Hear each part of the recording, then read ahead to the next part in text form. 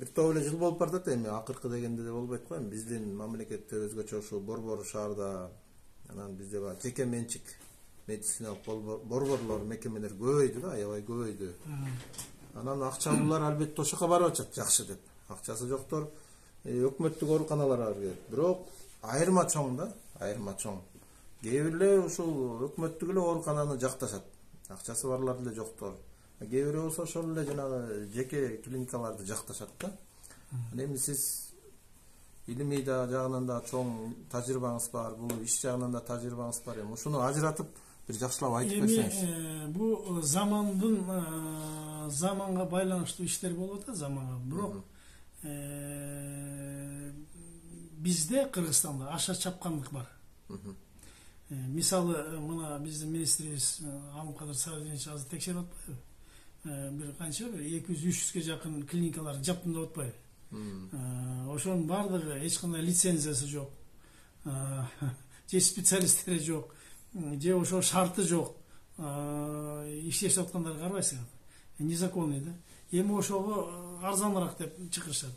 Ошого элдер алданып барып атпайбы? Кеп ошондо. Анан мынау интернетте фейк деген көбөйүп кетпеди азыр. Текшерилбеген маалыматтарды көрүнгөндөрү жаза берет. Ошого ишенип атат. Элдер ишенчек да. Биздин кыргыз эли ишенчек. Бардыгына ишене берет. 50% бүт эле жалган. Мисалы, 30 жылдан бери деп айтабыз. Көп эле фирмалар мен сүрөтүмдү коюп алгандан дар сатышып атат. Мисалы да. Же мен кабарым жок алдан. Вообще эле эч кандай эч кимге жардам тийбеген какой-то бир препараттарды реклама кылышып сатып атышат. Элдер ишенет, профессор Усубаев чыгып аткандай дарысы жакшы болуш керек деп. Бул туура эмес, ишенбегиле. Эч бир врач акысы жок юридический. Бир да дарыны реклама кылууга акысы жок. Это юридический, ал үчүн соттолуш керек болсо. Мына мен көрүнгөн кайрылдым. Сотко да кайрылдым, ГКМге да кайрылдым, Минздравга да эч ким жок болбойт. Ал фирмалар башка Россияда болобу, Казакстан ал жактар экен, анан биякта представителдер бар экен. Анан болду, анан сатып беришет экен. Кармайын десең киши жок. Анан арасынан кармагандар болдук. Бирок алардын бардыгы арасында депутаттар кырышып эткендер бар. Чоңдор ошону калкалап кырышып эткендер бар. Андайлар бар да. Ошон үчүн бизде ушундай башаламандык десем болот. Азыр кичине эле бир тыйыны бар кишиби, же болбосо бизнесменби, өзү медик болбосо да бир больницаны ачып коеюнчу дегендер бар да, мисалы. Мисалы жанагы азыр ачылып атпайбы, базарчылар ачып атат, Салымбеков ачып атат, башкалар ачып атат. Өздөрү медик эмес, медицинадан түшүнүгү жок. Анан байлыгын каяка жүргөнүн билбей анан клиникаларды ачып аткандар бар да. Бирок ал жерде ким иштеп атат?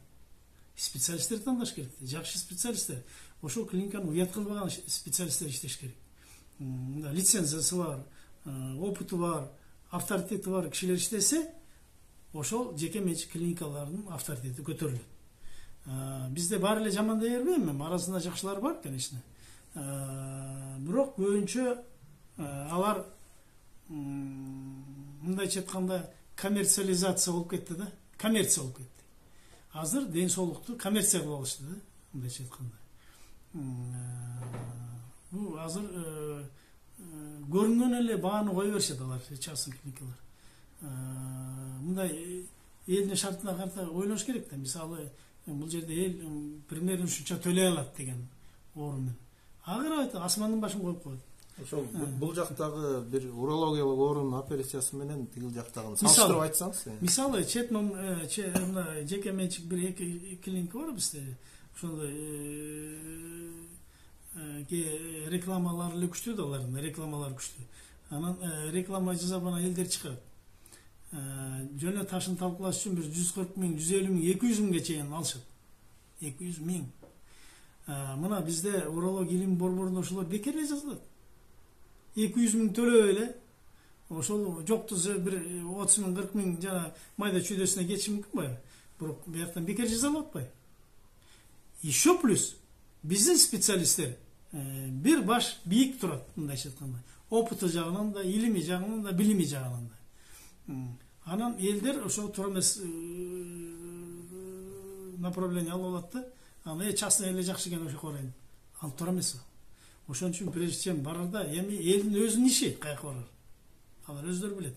Бирок жаңылбаш керек да. Жаңылбаш керек. Биринчи текшерип көрүп, кимдер иштей алат, кандай специалисттер бар. Ошого жараша кайрылса туура болот.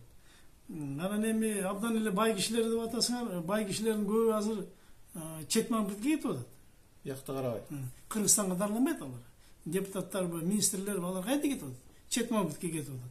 Турцияга кетет, Америкага кетет, Европага кетет, ошол жака кетишип атат. Дарыланып келип атат. Бирок бизде ошондой политика жок болот да, политика. Мисалы президент болобу, министр болобу, бир Кыргызстан патриот болуш керек да, бардыгы. Патриот болуш керек. Министрге уят иш болуш керек, менин оюмча. Башка мамлекетке кетип, биздин элибиз башка мамлекеттен дарыланып атса, биз үчүн уят иш болуш керек да бул. Саламаттык сактоо системасы үчүн уят болуш керек. Ошого биз уят болбош үчүн шарт түзүп бериш керек. Жанагы биздин жанагы мамлекеттик ишканаларга шарт түзүп берсе, анан оорулардын баары ушул жерде дарыланат. Бул деген өзүнүн мындайча айтканда родные стены помогает дегендей. Бул жерден эч кандай расход болбойт дейли. 40 миң, 50 миң доллар төлөп башка мамлекетти багышып атат азыр. Башка мамлекет. Ошонун ордуна бери келип дарыланса, бир топ эле эконом болот. Кыргызстан эл үчүн да, ошол бейтаптын үй бүлөсү үчүн да, өз үчүн да жакшы болгон жатпайбы? Бизде мындай түшүнүк калыптанып калган да, бул баягы балким врачтарга кичине ачуу үчүн эмеге ачуу тияр эми. Баягы колдорунан келбейт, ишенбестик бар да, мындай. Ишенбестик бар да, ошондой ишенбестик бар. Ошон үчүн мисалы ишенбестик дегенди болбош үчүн биринчи ойлош керек, текшериш керек, көрүш керек. Мисалы урология тармагы боюнча мен мына ачык эле айтып коеюн элге. Урология тармагы боюнча урология илимий борбору бизде азыр эң алдыңкы орунда. Жеке менчик клиникаларда бизге жетпейт азыр жана жабдыктар боюнча. Современный заманбап жабдыктар боюнча эч ким жетпейт Кыргызстанда. Эң эле современный бизде азыр. Анан специалисттер да бийик. Турцияда болобу, Москвада болобу, башка жакта жасалган операциянын баары бизде жасалат. 100%. 100% жасалат. Единственное жанагы бөөрөктү алмаштыруу деген операциясын бизге уруксат бербей койду. Саламаттык сактоо системасы. Себеп? Мизров. Себеп дегенде алар мага кат жазып берди. Силер жаза эле койгула. Анткени биз отдельный башка мындайча айтканда башка центр жазып атабыз. Ошолор жазышат. Органдарды алмаштыруу боюнча ошолор жазат. Силер ага аралашып эле койгула. Биздин каражатыбыз жок, бардыгына жардам бергендей деп бизге уруксат берип коюшту. Ошон үчүн мына канча жылдан бери мен ошол вопросту коюп келатам. Мына улуттук госпиталда ошо шартты түзүп берип баарын жазаса туура эле болмок. В принципе жанагы гемодиализ алып атпайбы элдер? 2000 жакын киши гемодиализ алып атат Кыргызстанда. 2 миллиард сом мамлекет фонд аркылуу төлөп берип атат ошо именно жеке менчик специалисттерге жанагы гемодиализ жасагандарга.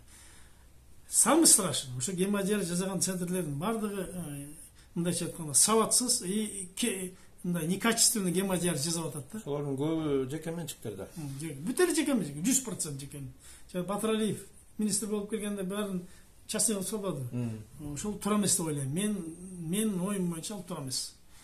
Японияда болобу, Швейцарияда болобу, мен стажировкада болуп келгем ал жакта. Өкмөттүн эсебинде алар. Өкмөттүн эсебинде, частный эмес. Өкмөттүн мындайча карамагында да, көзөмөлүндө. Ошол туура. Мисалы ошо нефрологический отделение деп коет, ошондой отделенияларды жасап, жакшы специалисттерди берип, айлыгын тууралап, анан ошо жанагы бар гемодиализ аппараттары. Мына лично мен улуттук госпиталда ошол гемодиализ бөлүмүн ачкам да. Мен чуркап жүрүп.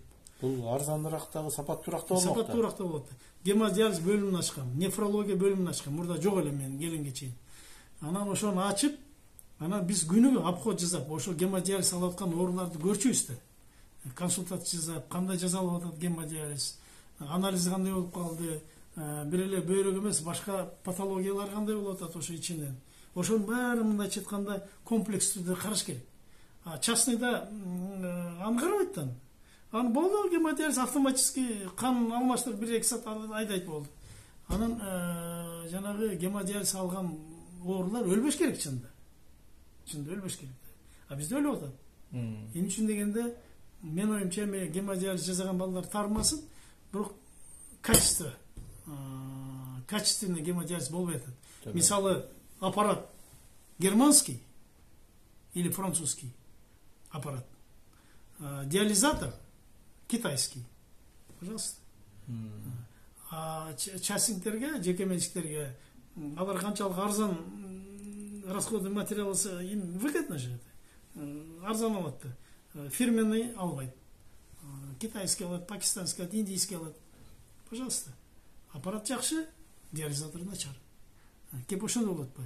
Ошон үчүн мен оюмча ойлойм, буну Минздрав сөзсүз түрдө көзөмөлгө алыш керек. Текшериш керек. Анан ошо Кыргызстанда ошо нефрология деген борбор түзүлүш керек, нефрология. Анан кийин жанагы трансплантация жагы башка жагын ордуна коюш керек да. Мисалы, мен как уролог, мен заниматься этпейм, нефролог деген башка специалист, терапевттер. Ушул сиз айткан нерсени ушул министрлик ушул өкмөттүк кыла алса күчү жетеби дегеним азырчы. Деңгээлге көтөрсө жакшыраак. Аракет кылса болот, деңгээлин көтөрсө болот. Ал үчүн жанагы нефрологдордун айлыгын, например, 2 эсе көбөйтүш керек. 2 эсе. Азыр жаштардын баары ошого барат анда, нефролог. Окутуш керек жакшылап. Анан самый главный, биздин саламаттык сактоо системасынын политикасы башкача болуш керек.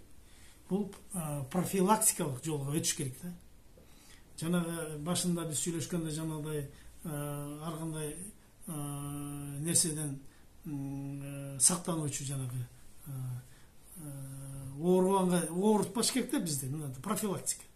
Бүт политика азыр медицинада профилактика болуш керек да. Бирок сиз баягы аракет кылса болот деп атпайсызбы? Мунун дагы бир эмес себеби бар да, ошол эле жана гемодиализ борборлордун артында чоң ишкерлер, депутаттар, министрлер, чиновниктер турат. Туура. Алар сөзсүз түрдө баягы тоскоолдук кылат да. Сөзсүз түрдө тоскоол кылат. Анткени гемодиализный центрлерди ачкан ким? Врач ача албайт да. Ооба. Врач кайсы средствосын ачсын? Ачсам мына мен ачат элем го, менде мүмкүнчүлүк жок аны ача турган. Аны хозяиндери башка. Ошол эле депутаттар, ошол эле бизнесмендер, ошол эле базарчылар, ошол эле башкалар деп коебуз, бизнесмендер да. Ошолор ачып койгон, анан врачтарды чакырган, келгиле, иштегиле деп. Болду. Анан кийин бир менеджери акчага эсептеп отурат. Алар өкмөттүн акчасын бекер алып атат. Мындайча айтканда. Өкмөт вынужден төлөгөнгө. Төлөп атат кайра. Менчиктерге барбыр да, өкмөт төлөйбү, бейтап төлөйбү, ким төлөйт, им разницасы жок. Лишь бы төлөсө болду. Да, ошол система. Бул система тура эмес ойлойм. Буну пересмотреть надо. Мен билбейм, мени укса, может, жаман көргөндөр болушу мүмкүн.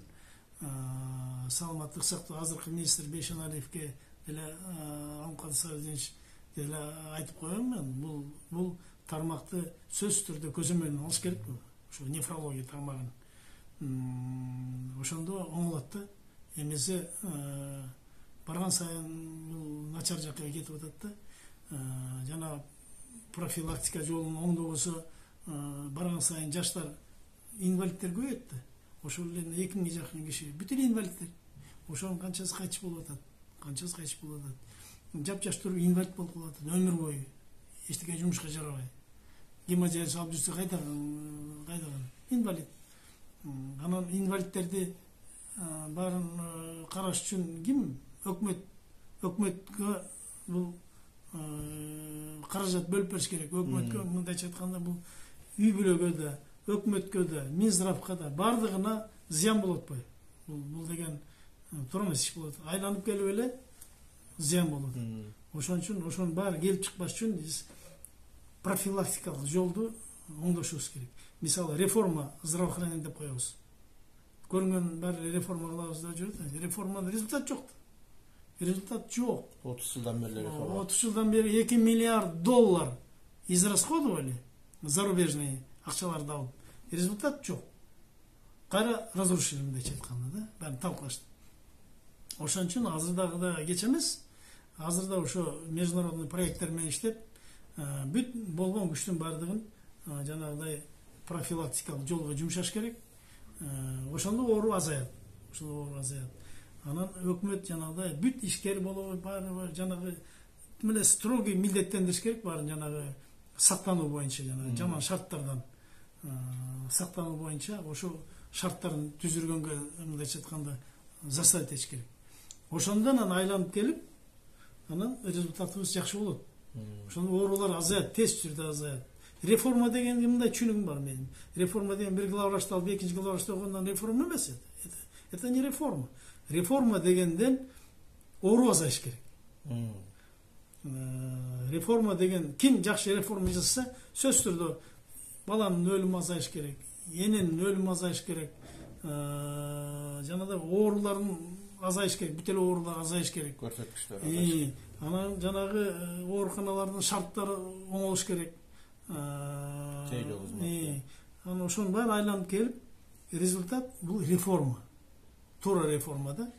А реформадан бир больницаны жаап, бир больницаны ачкандан реформа эмес, это неправильно. Вот ошондой профилактика жолу менен жасаса, бул не реформа деп айтса жарашат.